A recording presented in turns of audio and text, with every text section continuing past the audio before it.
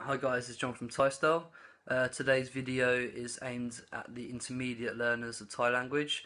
It's about getting over that really annoying intermediate plateau, what a lot of people get stuck at. I remember getting stuck at that stage myself, very frustrating. You can't quite keep up with the full conversation. You can speak okay, but maybe your accent's not quite as sharp. A lot of people seem to get stuck at this stage, so I'm going to be talking through a few points, things that help me get past that and up to my current level.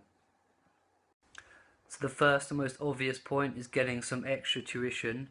You're watching a Thai style video already, so if you haven't got anything organised, get in contact and we'll see where your local teacher is and set you up. Having somebody sit down with you one-on-one, go through your mistakes, teach you, learn with you, that can really set you up on the right track to get to a decent level. Point number 2 for me is definitely learning to read and write.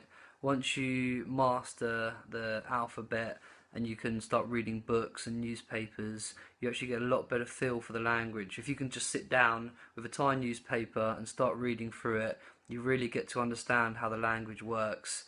Even just on Facebook with your friends, if you've got Thai friends, being able to read through all the statuses and everything, the more you can read, the more you can practice. The more you can practice, the better you get. So it just sort of snowballs and really helps you get over that. Point number 3 is putting pressure on yourself in social or work situations where you depend on your language. Just kind of jumping in at the deep end, really. You might not enjoy it at the time, but it will pay off. It paid off for me. I used to work in a Thai restaurant helping out in the kitchen. Obviously the pressure's on time-wise, so you have to really sort of up your game, and I found that really actually helped me. Also in social situations, obviously not as much pressure, but it's good trying to sort of keep up with the conversation, and it also is quite enjoyable, and the better you get, the more you can keep up with everyone and just sort of have a good time. And the last point, one which you've probably heard before, is practice, practice and practice. It's just a case of literally the more you practice, the more you expose yourself to the language.